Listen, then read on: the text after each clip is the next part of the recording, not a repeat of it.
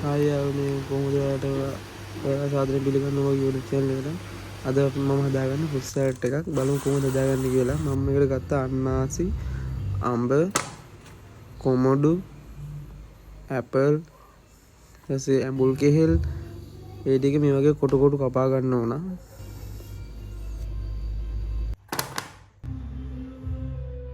මම මේකට මුලින්ම අන්නාසි එක දාගන්නවා.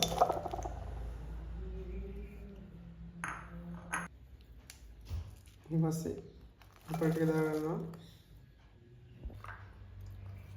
ඊට පස්සේ කපාගත්ත කොමඩු ටික දාගන්නවා.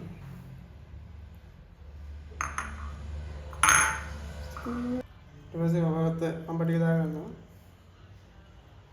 ඊට පස්සේ කපාගත්ත කෙහෙල් ටික දාගන්න ඕන. සෝල්න අවශ්‍ය ප්‍රමාණයට ලුණු දාගන්න ඕන.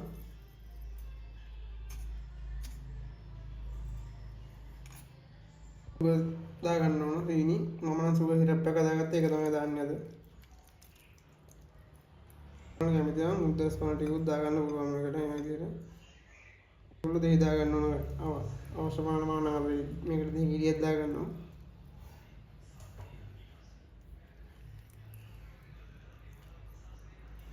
ඉතින් මෙඩි කලං කරගන්න තමයි.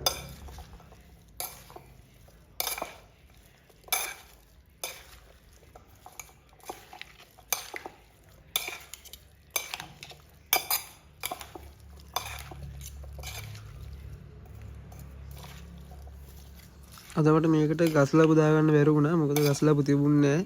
ඒ හින්දා ඔයගොල්ලෝ කැමති නම් ගස් ලැබුත් දාගන්න පුළුවන්.